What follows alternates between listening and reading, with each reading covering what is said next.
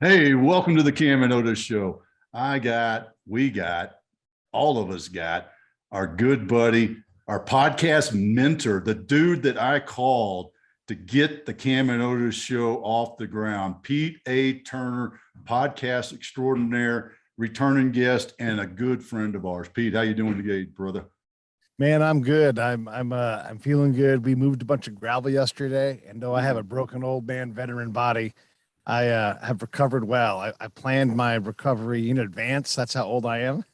But we moved a lot of rock. I came in through as much as I could, around as fast as I could. Then I just walked off the stage, got a massage, and rested the rest of the day. Dude, I wish I would have thought of that when, because I did something very similar a couple of weeks ago, and it shut me down for 24 hours. So Oh yeah, yeah, yeah. I'm there's not your lesson saying in I'm planning, not. Dad. Yeah, there was more work to do for sure. And I'm like, I've done my part. That's it. My masseuse says no more today, and then I'm still like feeling it today, but in a good way. I didn't. I managed to manage it. I want to jump in with the Break It Down show, and just a little refresher because it has been. Geez, I was doing the math. I think it's almost been 2 years since we had you on our show. Yeah. Just shy of 2 years. So what's going on? Just give us an update on the Break It Down show because it's an awesome podcast. It is awesome, and I'm super fortunate to be able to do it and run it. And there's times when I'm just like, wow. We just recently were, one of the prime podcast partners at the NAM show, which is the music industry's show. So all the brands, Yamaha, all the stars, Stevie Wonder, they're all there talking about what they're doing, and we have created a relationship there. So it's stuff like that, Otis, that I'm like, I can't believe what's happening. So here's one of the stories from that show. We had on a very successful podcast guy named Warren Hewart. He is a music producer, and his YouTube channel is bananas. It's crazy successful. Hmm. And so, we were able to have him sit with us and become aligned and, network in, but also support because he's big on music. We're big on music. And then my buddy John, who I started the show with, I was walking around the floor and I texted him and I'm like, "Hey, do you want to meet Lee Oscar?" And he didn't respond. He never does. So I walked back across the conference, and it's a big conference floor. And I'm like, "Do you face to face? Do you want to meet Lee Oscar?" He's like, "Yes." How do we do that? And I'm like, "Follow me." And then moments later, and if you don't know who Lee Oscar is, he's the guy that plays harmonica and sings in War, the band. And look, they had a breakup in the band, so he's in a band called Lowrider, and the other guy has the band called War. But this is one of the most famous bands in the world, and just in a very short amount of time, we had both these guys on the show. And that's just like part of what we have access to because of the Break It Down show. It's not all music, we talk about other things as well, but man, it's growing. And I'm trying to get on the road this summer and do a bunch of shows remotely because I do live and video now as well. So it's hard to say where we're going, but I can't believe where we've been. And if 1,300 episodes, man, this is crazy. Holy crap! I lost count. I didn't realize 1,300, dude. Yeah. That is Yeah. that is freaking amazing. That is amazing. And by the way, I love your on the road format. Oh yeah. You do that. That is just no. I there's not a whole lot. I'm sure there's one or two because there's what, a gazillion podcasts now Yeah. that Yeah. do that. But man, that's just one of the neatest features I think of the Break It Down show is that on location Yeah. live shot sort of thing. Well, I like to tell everybody, and you'll appreciate this, and I'm always working on my gear, and I'll say like the first two categories are portable and deployable. Like can I be portable and mobile? And if not, and like people are like, well, it's the same thing. No, they're not. No, there's not. Like I want this gear to be able to go on my back, go on an airplane, don't have to worry about it, and get there and do the job. So sure, I can carry it around, but can I travel with it and everything else too? And that because we have this skill set of being willing to suffer the miscomfort of travel and schedules and all that stuff, I can go out and do things like last year when no, yeah, it was last year when the vice president wouldn't go down to the border, wouldn't go down to Del Rio, Texas. So I'll be damned if I'm not going to do it then, and it's not look, it's not a political statement, but it is a knock on her. If you're tasked by the boss to go down to the border and you don't go to Del Rio, fuck you. I'm going to go do it. And so I did. I went down there and I talked to the judge down there who's saddled with this federal problem at a tiny county level, and talk to these people. So yeah, like these are the things I try to do, is not to thumb my nose at anybody, but just go show you what the reality is on the ground level. I mean, which is, Otis, that's what I did on a day-to-day basis when guys like us were deployed. Yep, you were a talking to people extraordinaire guy, which is a great, let's jump into that. Sorry, Camden, you might just have to watch this one. Yeah, I'm just sitting here looking pretty today. That's all right. Yeah. You know what? I was gonna look pretty. The skill set of that is interesting. It's not for everybody. I don't care what, the needs of the Army, all that BS that we always dealt with. The people that are successful in that career field have something in them. Yeah. From birth. I do believe. And when did you realize that it was like kind of have that moment and go, holy shit, the Army knows who I am? I don't know that the Army ever knew who I was, quite honestly. When you look back, it makes sense in retrospect. Like in high school, I would not purposely, I didn't date girls in our hometown as much as other guys might have, but I would go across the bridge and go to this other town where there were, very pretty girls and that kind of thing. Cause I got to be the guy from pretty somewhere girls else. are always on the other side of the river. Yeah. And then my friends and my peers would get there after me, I was like Marco Polo, and they're like, oh, do you know Pete? And, and I'd already been there. I'd already talked to those girls and everything else too. So that history went back. Actually, I've talked Mike Guardia into writing a history of the Delta Company 165th deployment to Bosnia, which was the unit that I deployed to Bosnia with, because it is a remarkable time. And yeah, when I look back, I'm like, man, this is exactly the job for me. And there's a lot of different ways to do counterintelligence and all that, but my way is by talking to folks on the ground and finding out, just what's going on. Because look, whether I'm supporting, an ODA or a SEAL team or a brigade commander, whoever it is, or all of those things in the same area, right? Because that can happen. My job is to give you guys what you can't get from anybody else, even if we're on the same damn patrol.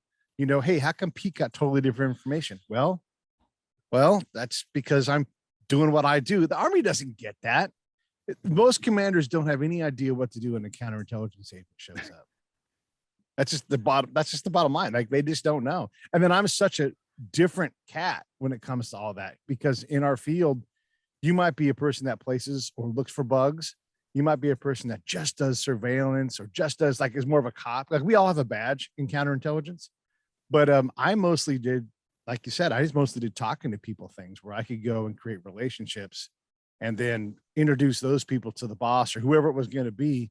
And they're like, we haven't met this guy ever before. Like, well, then I'm doing my job. And also, is the enemy saying the words Pete? And is that being picked up in the intel reports? Because that means I'm on the battlefield and I'm causing problems. One of the biggest issues that I think people have in that same realm, not necessarily in the broader sense, not just in counterintelligence, but in the broader sense, is that break the ice, the get in and talk. What would you toss out there, man, as a lesson learned, or maybe the story of how you did that first engagement and kind of broke the ice for yourself and proved, that you could do this? It's not an easy thing to do. This goes back to your thing. Not everybody should do this. There are definitely different kinds of counterintelligence people. I'm pretty charismatic. And, I don't try to be charismatic. I don't try to be authentic. I just am these things. And I don't mind being a little rough around the edges and admitting my faults. I think this makes me personable with people, but then there's some technique too. Like I can look behind your head and in your bookshelf and I see two books. Now look, I know you, so this is a bit of a rigged game. You're cheating, me. Yeah. I see two books under the same book, but that should catch anybody's attention if they're paying attention. Mm-hmm. And so I'm like, hey, what's enable your team's success? What is that? And then you are internally compelled to just dominate the conversation. And for me, I often say it's like judo. I just need you to bring your energy towards me. I'll get to where I want to get to. And here's the thing. If I'm doing my job, no one even knows I'm doing it, because I've got you so keyed up. And then I'm like, well, what the hell's tribe and purpose? And then you're just like, look out, let me tell you what it is, and then you will fire it at me, and I'll be able to gently tease out what I want to tease out. I'll push some different buttons. Sometimes I'll pull the wrong lever. That's fine. That's all part of it. But I never try to be you. I don't try to be an SF dude. I don't try to be from Colorado. I don't try to, who knows what the hell Cam does, but yeah. I just blank wall. You got nothing on me, Pete. Well, that's why there's nothing on, yeah, blank wall, right? Yeah, like a submarine. But that's sort of like how I do it. How I break the ice is I look for that thing, or often case, because I'm the interlocutor in a lot of these cases, I am the thing they want to talk about. Who are you? I'm Pete. I'm from California. Oh, and then I know I've got them because they're so fascinated and they've got a million questions for me. And all I'm trying to do is start a conversation. So sometimes I'm the conversation starter, and it's never about me. And this is a long, long, hard lesson. But the ego of a counterintelligence collector, I'm fucking good at my job. I'm really damn good at it, right? But when I'm doing my job, my ego is back in its cage. It's shutting up. It's got a blanket over the cage, and it's never, ever, ever about me. It's about the mission and how my question set is designed to get information all about the mission. And one of the things I say a lot, but I have to say it all the time. So ego is a massive thing. And then you never ask for the thing that you want. You never go, I don't know. I always say, like, blow us the bombs. You never ask where the bombs are. You never ask who's the guy who's going to blow us up tomorrow? Because it turns out no one's ever going to answer that question in a way that makes sense. And the one time, that one miracle time that it happens like that, you can't repeat that success. So I never ask for the danger stuff, because danger stuff is terrifying to talk about for everybody. And so I let that stuff come out through trust.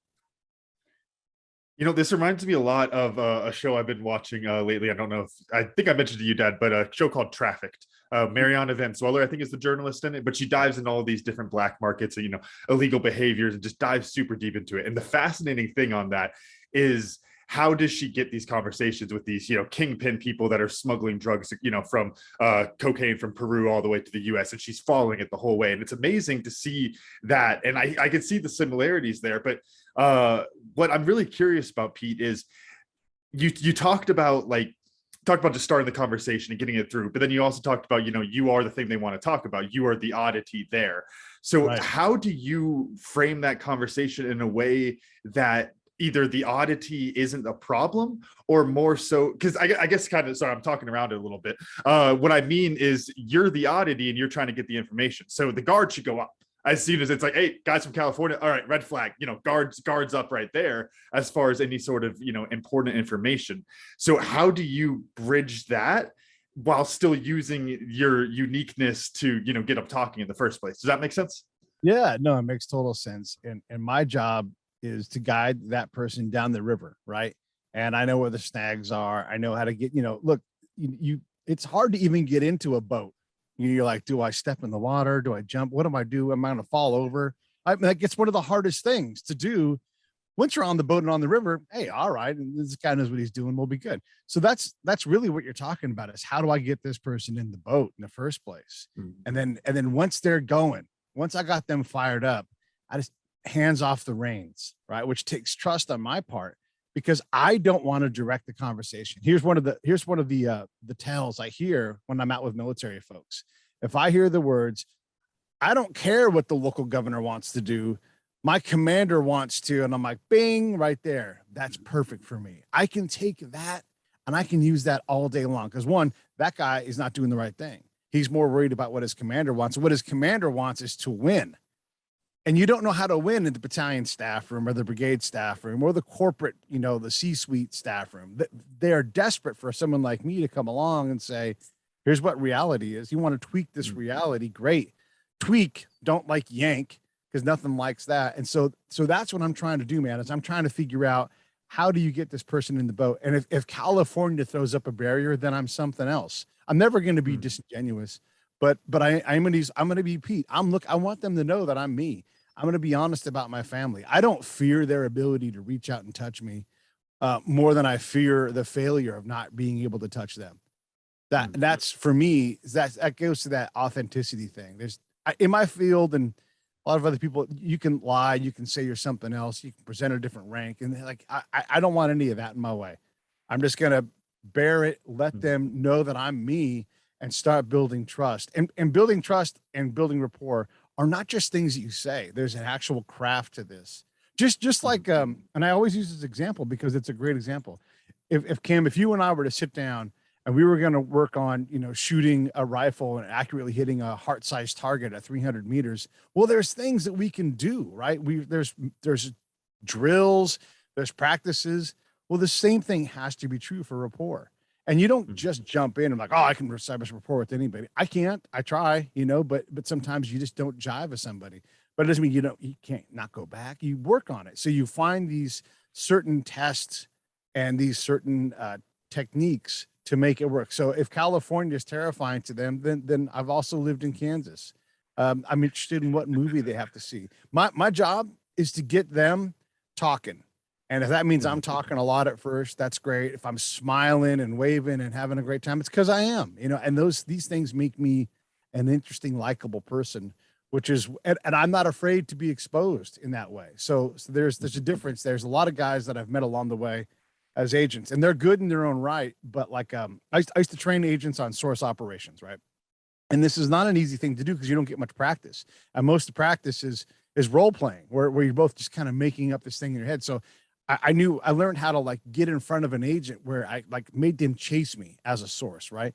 And make them do things that would make them uncomfortable. We had a guy I think of specifically, he was a Mormon.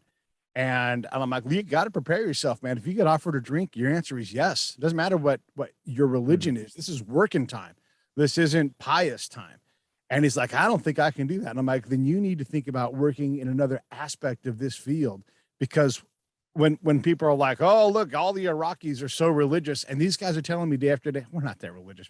We've never been that religious. This war thing has created that kind of a thing. But in reality, I'm not religious. Well, and how do you celebrate Ramadan? And the guy's like, he's like, with whiskey. And I'm like, we're going to do shots at Ramadan? Hell yes. That's what you have to be able to do, right? And that requires some knowledge of who you are and the ability to get that person in that boat to where he's offering you shots at Ramadan. But by the way, folks, public service announcement, if you're concerned about Pete and UCMJ, the statute of limitations are over, so it's all okay for General Order number 1. No. and understand this is how weird counterintelligence agents are. We are by UCMJ allowed to drink and even hand out drink in a deployed environment. It's one of the few jobs where you can actually legally do it. So there you go, UCMJ folks. Yeah, that's what we used to say too. But I'll pull the rig up. That's not a problem. I want to pull this theme, this string a little bit more on the authenticity, because that's a deep, deep-seated thing. Your personality is one thing, but we have to make a choice to be authentic in our actions. And so many people try, whether it's in podcast land or another type of business or whatever, they see Pete and it's like, oh, Pete, break it down show. I want to be, Pete's really successful, so I want to be Pete and do it like Pete does. And then they're not being authentic and they're not successful. And they're like, what the hell am I doing here? So where do you maybe go a little bit deeper in the origin story of that authenticity that's held you so strong? I mean, even now with your show, I mean, it just our conversation here, in that this is a no BS Pete, right? Oh, there's your new title, no BS Pete. I love it. Well, yeah, I mean, look, I don't mind being wrong.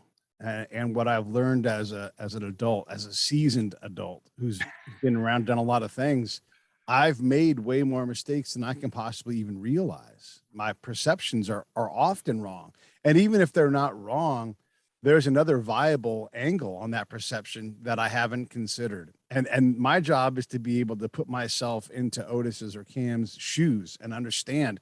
Look, when I'm gathering my best intel, Cam is telling me a story and I'm putting it all into my head, every color, every feeling, every emotion. What did he smell? What did he feel? And that's where my questions are, is to bring that out. The what happened, well, timeline, easy, right? That's basic agent stuff.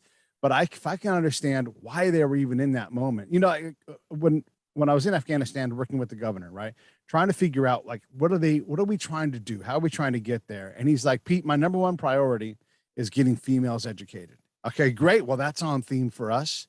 Okay, what's next? He's like, well, the first thing is security. And I'm like, hold on. You just said your number one priority is girls. He's like, yeah, they're about fifth in line.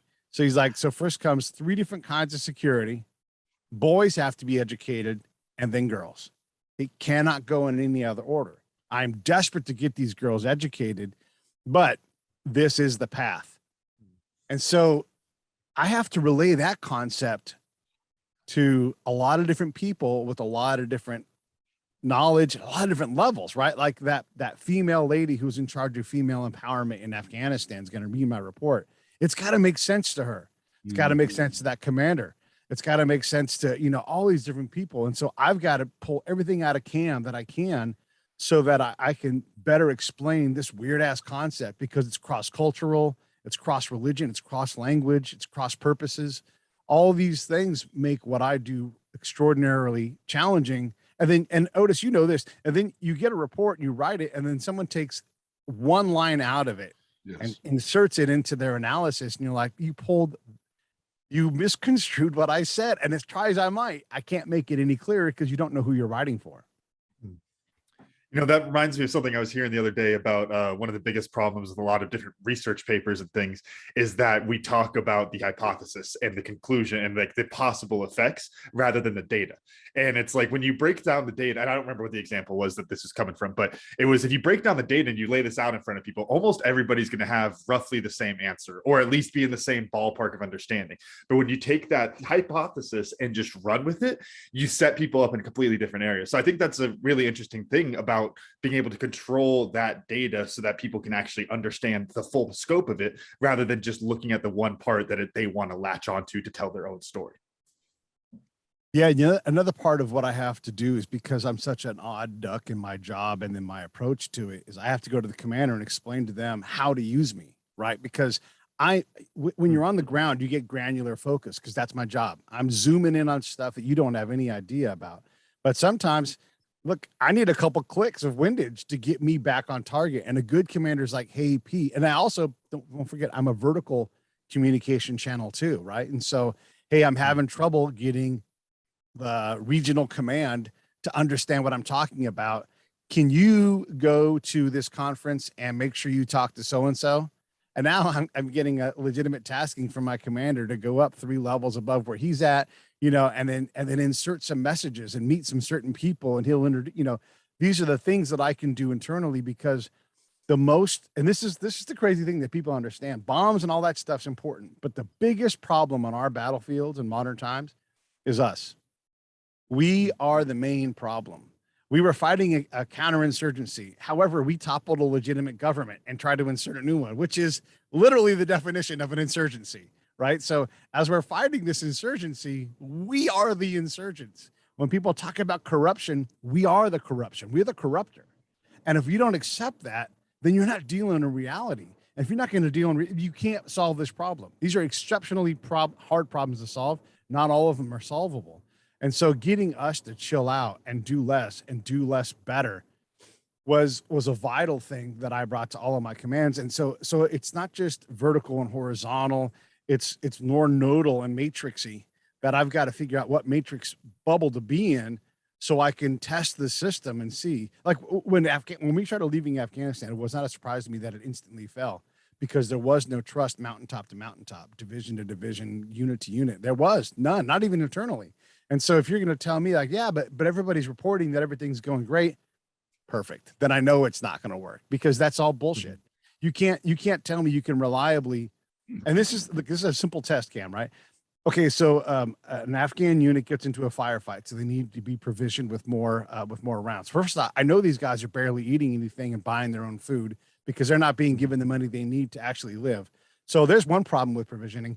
Now I'm going to follow this ammo request up. And this actually happens. So I follow the ammo request up and he gets killed before it can get back to ammo with them. Why? Because an American inserted himself in the problem and said, those guys are with the Taliban, so we're not going to provision them.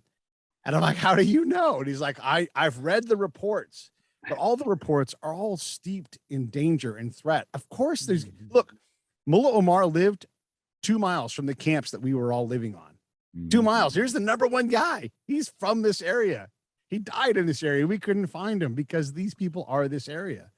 And so when we look at all of these different things and angles and approaches and all that stuff, sometimes it's the simplest thing and figuring out like, what's the next question? If this system works, I should be able to follow this request all the way up and all the way back down and see ammo land on this remote district in Afghanistan, but you couldn't even get the request to go up. As a commander, I'd be desperate to know that. I know Otis would. He's like, hey man, give me more of that so I can address this problem from higher up. Because that's this is what makes me invaluable, right? I'm giving you things like, hey, you're losing right now. Do you want to know about it? Yes, I want to know about it. Oh my God, we can't even provision ourselves. Let's work on this. Let's just fix this one problem during my deployment. And then hopefully that thing holds. Never does, but hopefully it does.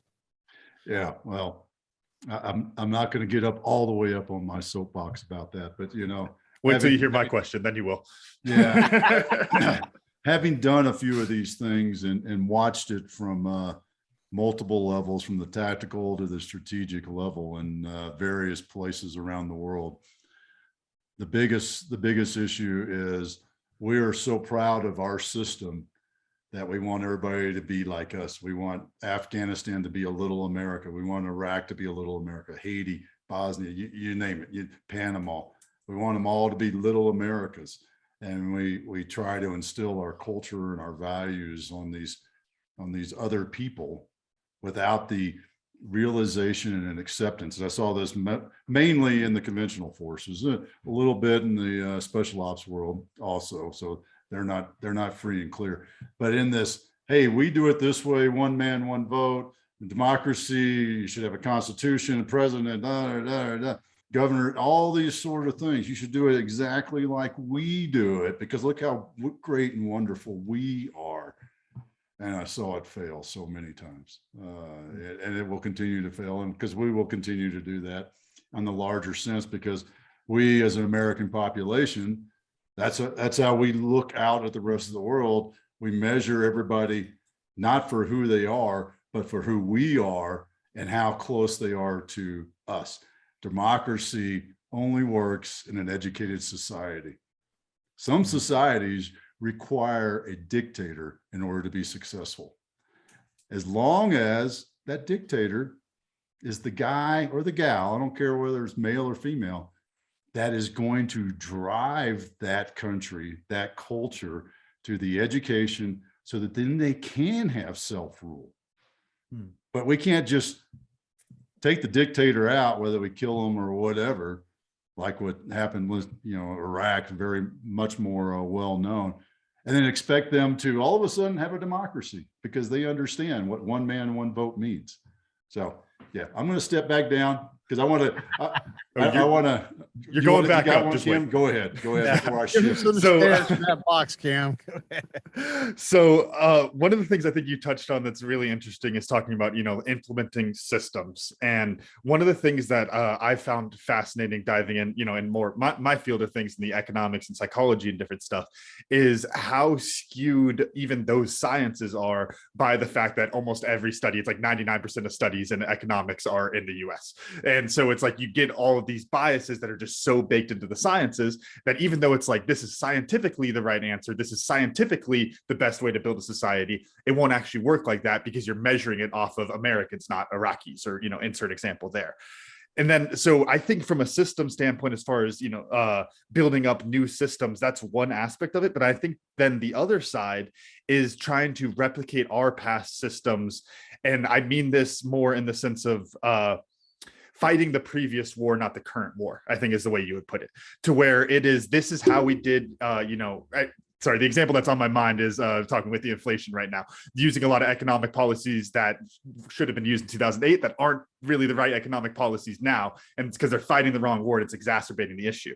How do either Pete, you and your individual role, speaking from your experience, Dad, your individual role, or big picture leadership wise, how do you change that so that we're not implementing the old system, so that we're not fighting the wrong war, so that we're actually looking at the situation that's in front of us rather than thinking, comparing it with something else? Because it's one of those things from like the civilian standpoint. It's almost like, gosh, how do you not figure that out? Come on, it's Afghanistan is different than Germany was in after World War II. It's like, hey, they're all different, but that's also so easy to say. It's a Monday morning quarterback thing. So what does that look like, either from y'all's role or from like kind of the big picture, if you want to step on the soapbox a little bit? I'll jump on the soapbox first here and just say this: like, when we make these mistakes, these are human mistakes, right? And if you're a big successful organization, you think like, hey, we're big and successful. You forget the past that was behind you. You know, like the fact that, hey, women only got the right to vote in our country, this big progressive thing, only 100 years ago. There's probably not many, but there during this time when we were all in Afghanistan, there are people alive, a lot of them that had never even been born under that right. So we have a pretty bad past of getting human rights wrong, and we're still trying to sort that out. So let's give the other country a couple of minutes to figure this out.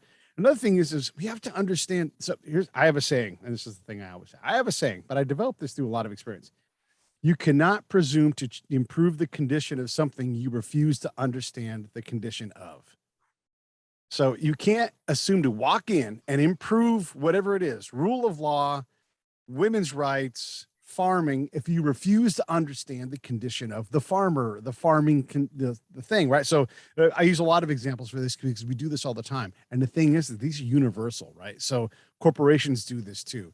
I'll use a corporate example. My buddy Phil has ALS, and he's fighting like a demon to try to improve the condition of people with ALS. He has ALS. He understands the condition. He can work on that. Now there's legal barriers. Same principles apply, but we're going to talk about the corporate folks who are like, how do we develop a marketable product to help these folks with ALS? It's an enormously challenging problem. It's one of those diseases that just will not cooperate. And so he'll meet with these companies as a subject matter expert, and they'll say, okay, here's what we've come up with, you, Phil. You know, we got all these protocols and procedures. And you're like, wrong. You can't work at that pace. He can barely talk, you know? And they're like, well, we have to be careful because, you know, the protocols for implementing new procedures. Like, wrong. We're already dying. You can't protect us. You know, like he throws these things at him.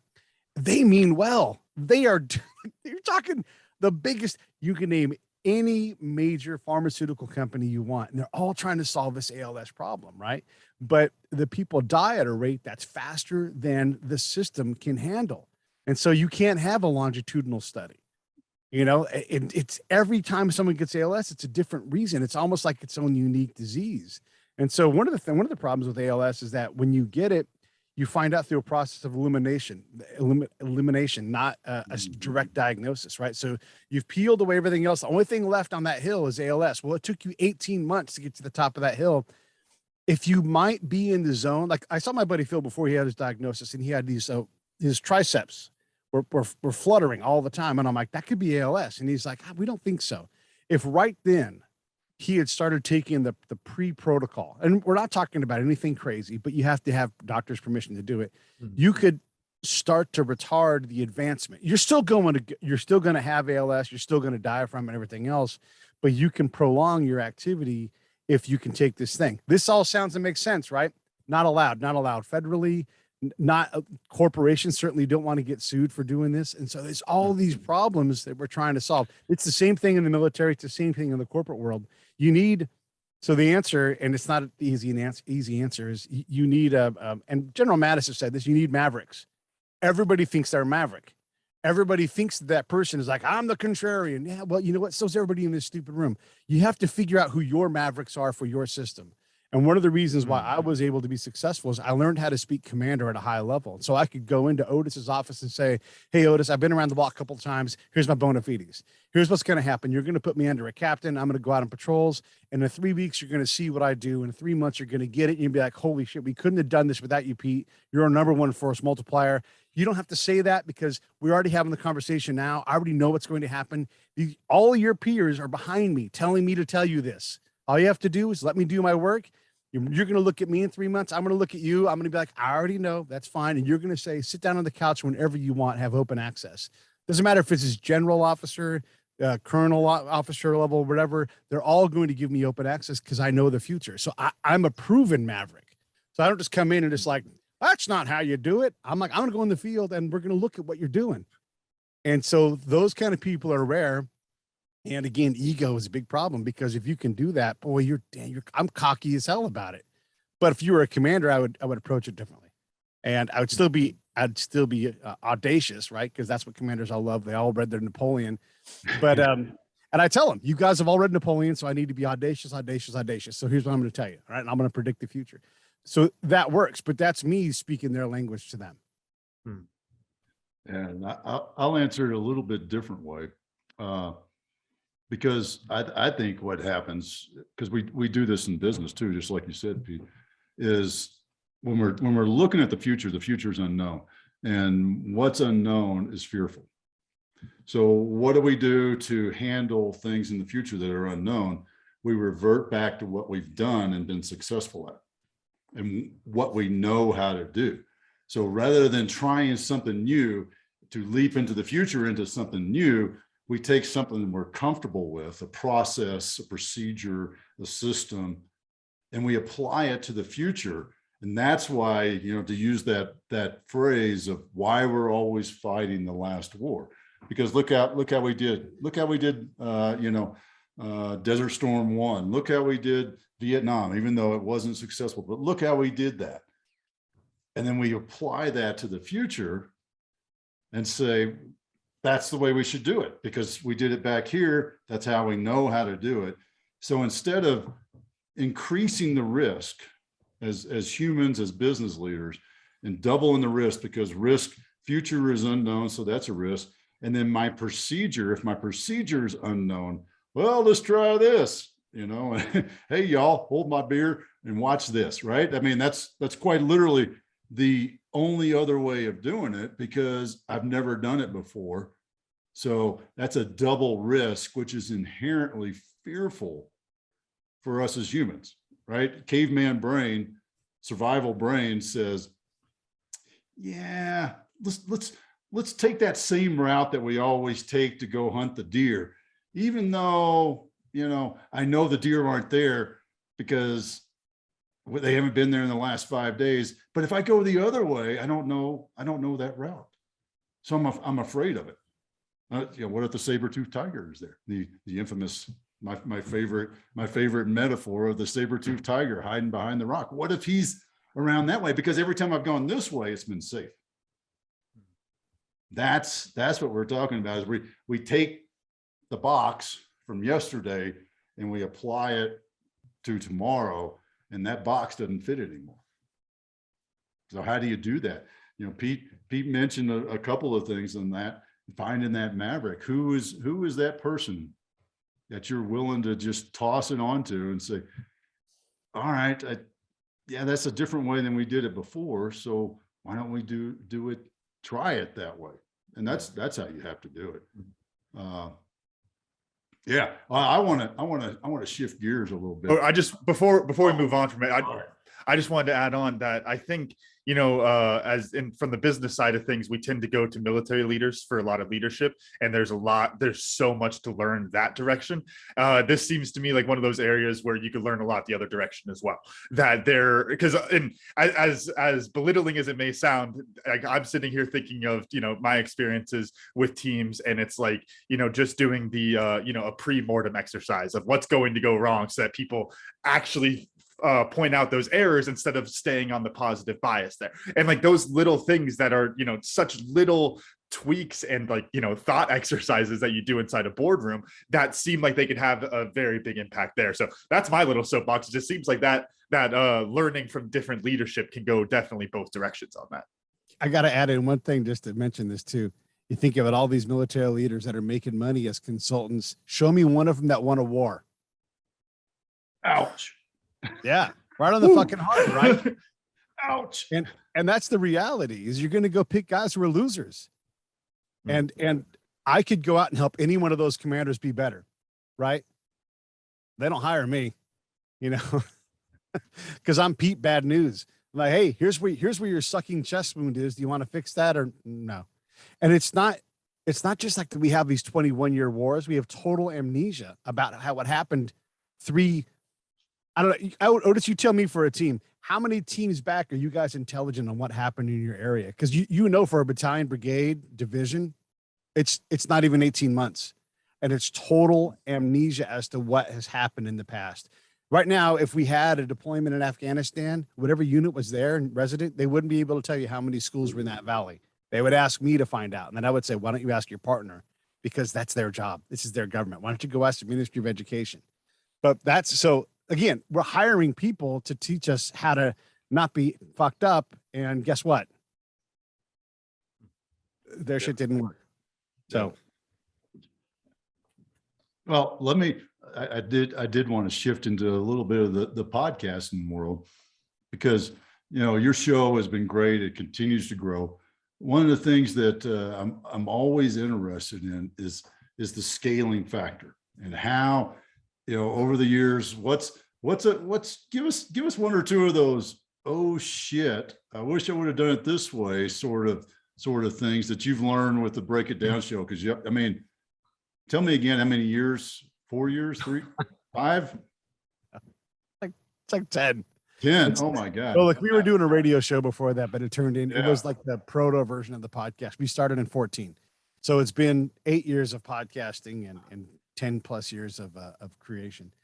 How do you scale it? That's the biggest thing, right? Like, how are you discoverable in an arena where discoverability is driven by 22-year-old fitness models, OnlyFans accounts, all these other attention challenges, right? How do you grow something reliably? How do you keep someone's attention? I promise not even I have heard all 1,300 episodes, because I've not done every single one, right? And I don't have to edit them anymore.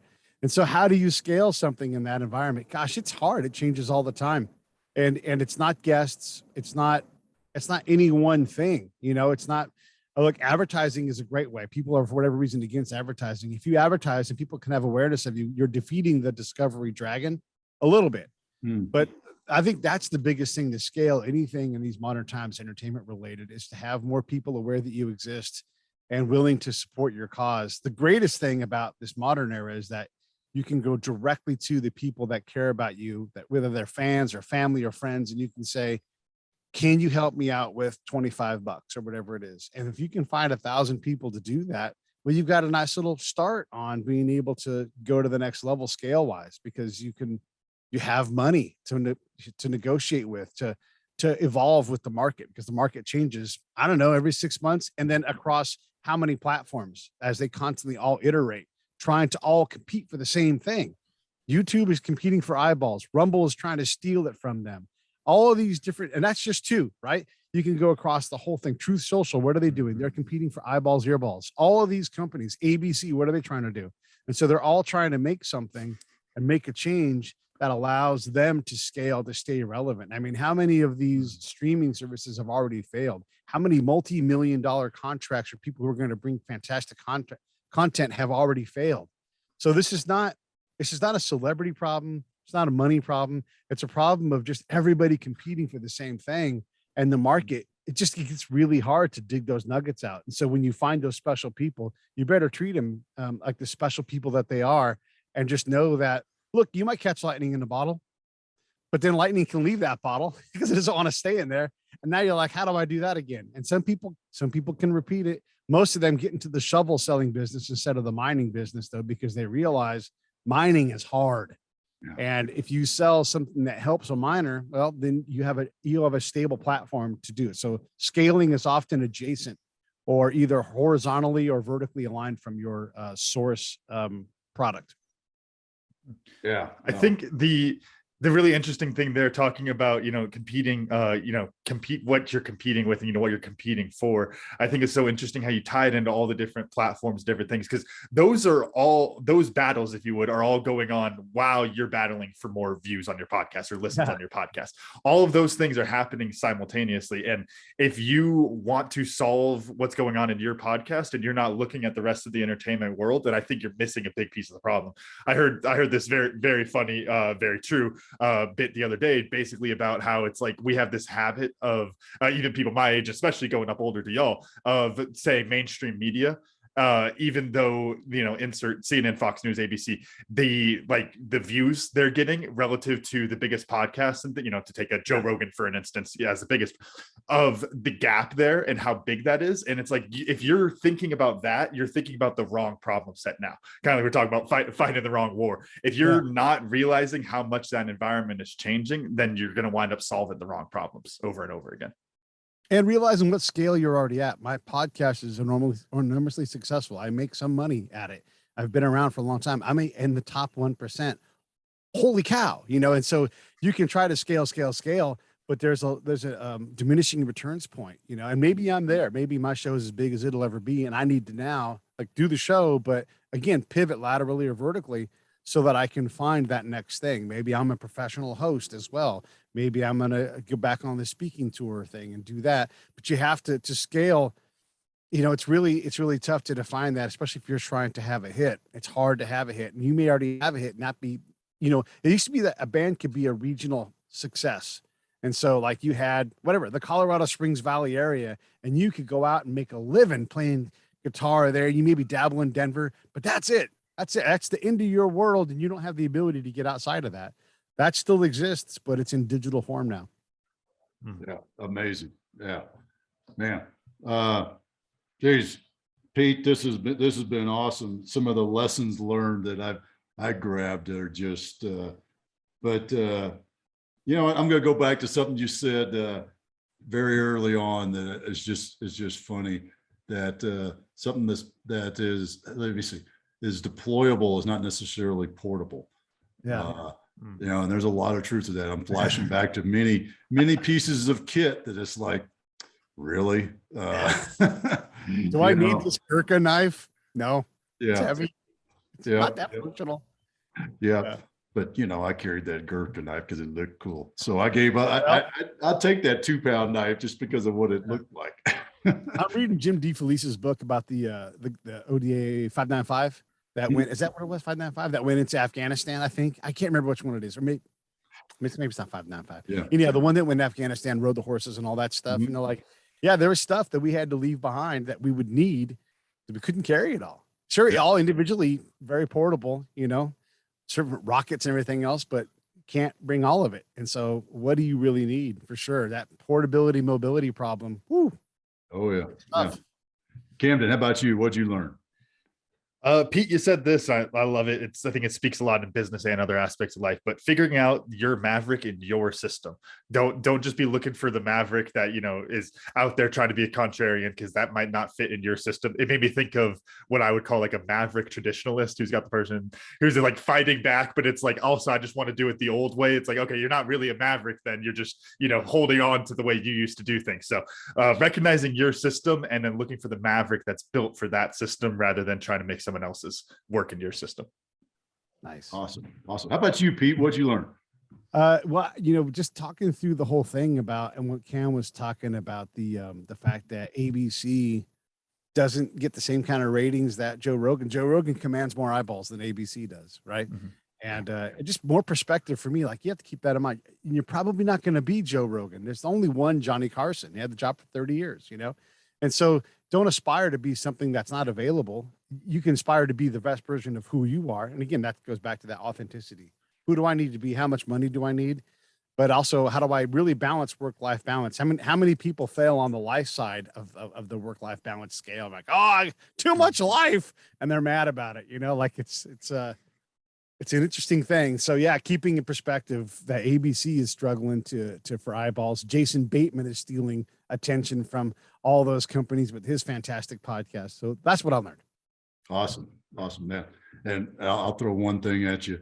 Life is managed, not balanced. So that's a principle of tribe and purpose. But there you go. Pete, how do folks break it down show? How do they get in touch with you to get you to help them kick their podcast off, and other things, speaking gigs, you name it?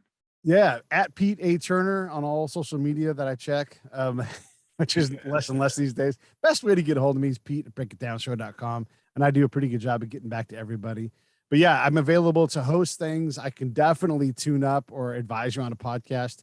One of the best deals I have going is I promise to advise you on a podcast. Is the first advice is to not do it. That's my default, because it's very hard to make it make sense. And if you can make it make sense after I hammer you with don't do it for these things, then it's money well spent in learning that you should spend your money somewhere else, because that's quite often the reality. Because podcasting is fun, but it is a lot of work. Yes, it is. Thank you for that. That's awesome. Pete, man, it's been great having you on the show. Really appreciate your time today. No, Camden. thanks, fellas. Always a Camden, pleasure. run us out. All right. Thank you all for listening to the Cam and Otis Show, and a special thanks to our guest, Pete A. Turner, for joining us today.